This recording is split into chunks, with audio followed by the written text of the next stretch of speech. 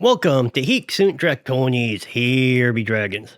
So I'll be getting back to science pretty soon here, but I wanted to clear up some common misconceptions I always hear about my city. Some of them are on the same intelligence level as Flat Earth, and others are somewhat based in reality. I've got some notes here to ensure I have the statistics and facts right, but I'm going to try to keep this less formal and use as many facts as I can. But there's also going to be speculation based on those and what I witnessed firsthand. Hopefully, I can provide some answers to people who don't know what to believe or how it happened. But hey, you're free to laugh at this also. Just do me a favor and do it in the comments. So, San Francisco is a city that seemingly imploded into a crime-riddled post-apocalyptic wasteland, filled with drug addicts and thieves. The city was covered in tent encampments. Sidewalks were so full of tents that people had to walk in the streets in some places. You had to step around dog feces and sometimes possibly human as well. Thieves were stealing things left and right, and open-air drug markets ran rampant. I know because there was one right outside my front door. And at one point, the police response time for non-life-threatening calls was over 24 hours. The city, as you can see, is very different today. The tents are gone for the most part. The drug markets are gone, and the dealers attempt to hide themselves. Both drug users and dealers are now getting arrested, and crime rates have plummeted. But what really happened? The popular narrative is that it is San Francisco's fault. The city is full of a bunch of crazy left-wing lunatics who defunded the police and legalized crime and drug use. There's a lot of arguments for and against that narrative, but I'm interested in facts, and that narrative just doesn't exactly fit. So, let's look at statistics. Did the city defund the police? Well, while some groups did call for defunding, they didn't gain anywhere near as much traction as people claim. Most voters were against it, and many plans didn't get past the bad idea filter. Mayor Breed did announce a $120 million redirection of funds from the police force, but in the end, it had zero effect on the funding of the police department. In fact, the police budget increased significantly, increasing by $200 million between 2021 and 2024. Next was, did all the police officers just up and quit because they weren't allowed to do their jobs? Well, I'll cover that second part in a bit, but sort of, yes, kinda. The force did shrink some for various reasons, including some hiring freezes. But interestingly, that didn't correlate with crime going up, and the reduction in police officers had no effect on crime rates. In fact, property crime dropped from 2022 to 2024, even with fewer officers. Violent crime also declined, hitting its lowest level in 23 years. Again, regardless of how many officers were on the street. Now, it's important to note that we did see an increase in overtime pay, meaning that officers did have to do more work. Now, I'll be referring mostly to property crime as crime, as that's what most people are talking about when they say the city has a crime problem. San Francisco's violent crime rate has always been lower than most other cities, and it saw a 46% reduction since 2017. So, did San Francisco see a significant rise in crime like people claim? Yes and no. There was a slight increase between 2020 and 2022, but from 2017 to 2024, crime declined overall. So there was a small bump, but nothing like some people would suggest. So was San Francisco different from the rest of the country? Yes. Property crime in San Francisco was higher than in other large U.S. cities during the 2020-2022 timeframe that people refer to. But the crime fluctuations do mirror what was happening across the country. The crime rates rose everywhere. The rates were just already higher in San Francisco. Now, just quickly, I'm absolutely not defending the crime rates. People deserve to live in crime-free communities. I'm just comparing the common narrative to the number. But don't liberals and lefties enjoy crime? I mean, they don't think that criminals should be held accountable, right? Well, no. I mean, we know that's not true because the people of San Francisco fired the district attorney, Chesa Boudin, when the crime rates weren't going down at the rate we wanted. The same thing recently happened to Pamela Price in Oakland. This shows that residents absolutely do care about accountability in both criminals and public officials. Yes, liberals and progressives do believe that we need to focus on rehabilitation more than just locking people away to become better criminals, and that criminals do deserve to be treated properly.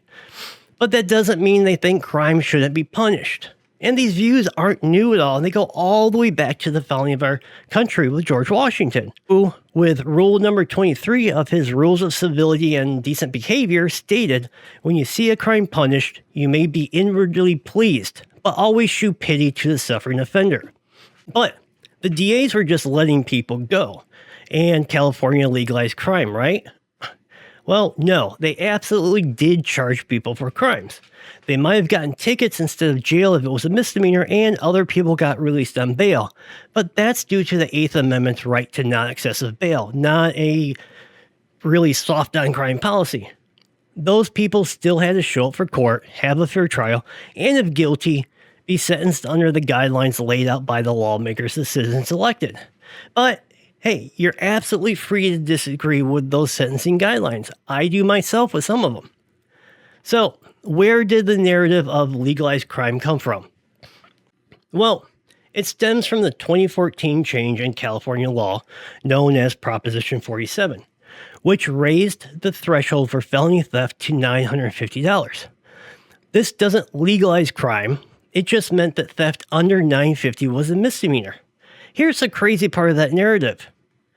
$950 is not that high of a threshold. Most states have much higher limits. Tough on crime Texas is at $2,500, along with Wisconsin. Colorado, Pennsylvania, and South Carolina are at $2,000. So no, San Francisco isn't really soft on crime. But sure, some policies don't always work as planned, and some policies aren't properly funded to properly meet the goals. Anyways, what caused this very visible change in the city from 2020 to 2024? Well, this is how I understand it based on the data I can find and my experiences as a resident. However, quite a few narratives do exist, and I'm sure I might be missing a few things, but it was a very complicated event, and I'm going to do my best. So, it seems like the misconception that theft under $950 was legalized absolutely drew in opportunistic thieves who really believed it and thought they'd get away with their crimes. And the city saw a substantial jump in crime after Prop 47 went into place. While this could be a coincidence, I don't think all of it is. Since I live on the edge of the Tenderloin, an area known for low-income housing and high crime rates, I have access to people who tend to ignore laws. And I talked to a few people who made a living off retail theft. Granted, it was not a good living. And all of them claimed they came to San Francisco or started thieving because they believed the narrative that theft was legal. None of them are around anymore, as they learned this was in fact not the case. Now, San Francisco and the Bay Area is also wildly expensive, especially within the city itself. A 300 square foot studio starts at $1,500. The average 600 square foot apartment starts at $2,500. It's not a city for someone who is low income or who doesn't have money. But the city is also incredibly generous. There are many places where you can get 2 to 3 meals a day. You will never go hungry in the city. That generosity, combined with the mild weather, draws a lot of unhoused people here who, once again, have believed another narrative, and that is that people are paid to be homeless. And this isn't true. Now, San Francisco does have a welfare program called CAP, County Adult Assistance Program. The program offers up to $714 to low-income and unemployed people who are housed. But those who are not housed are limited to only $105. Additionally, the program requires that people take part in programs to help them become productive members of society. This includes working or participating in work search programs, if they're physically able to. If not, they can take part in vocational training, addiction treatment, counseling, etc. Now, many people in work search get assigned jobs for the city, which can range from cleaning up sidewalks in the morning, washing buses and police cars, or even using professional skills such as IT repair and such. And it's something that I see working all the time. In the mornings, people show up, cleaned the sidewalks, and the city's clean after the entire night. Now, COVID also played a large part. A lot of people lost their jobs and were pushed out of temporary housing. They couldn't stay with friends anymore, and etc. However, the real coup de grace to the city's image was a federal court injunction in the case of Grants Pass v. Johnson, which was a federal case brought against the city of Grants Pass, Oregon. This case essentially argued that enforcing public camping ordinances against homeless individuals when adequate shelter is unavailable violated the Eighth Amendment. A judge found the argument credible enough to issue an injunction preventing cities from enforcing those ordinances. That meant that from late 2019 to late 2024, cities like San Francisco couldn't remove sidewalk encampments. And while this was felt across the nation, it was worse on the West Coast, where most people learned of the court decision and started setting up encampments in the sidewalks, which, again, the city could not remove without violating the law. Crime wasn't really significantly higher than before, but it did go up, and it was very visible. Petty crimes went off the charts, and the police became overwhelmed for a period trying to deal with the huge amount of complaints and 911 calls about homeless encampments and homeless individuals who weren't necessarily committing crimes but were making residents fearful, as some of these people, or really quite a few of them, had mental issues. But that's not illegal. Now, eventually, gangs got involved and took advantage of the situation. Organized shoplifting rings emerged who committed brazen smash and grab crimes. Cartels from Honduras started trading stolen goods for drugs, and they started opening open-air drug markets. So, while property crime didn't skyrocket on paper, what people saw with their eyes made it feel like the city had become a post-apocalyptic wasteland. Then came another shift. Online shopping exploded during COVID, and eventually, physical retail spaces became harder to justify, especially for companies still recovering from the lockdowns. So they closed up shop. Some blamed theft, but the data doesn't fully support that.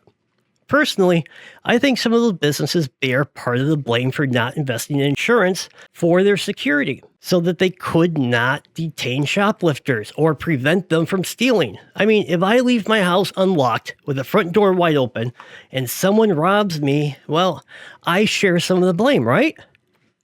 The city tried to do what it could, but federal court rulings and political narratives really hamstrung the efforts. But late 2024, everything changed. San Francisco, along with other West Coast cities, played a key role in getting Grants Pass v. Johnson in front of the Supreme Court, even submitting amicus briefs.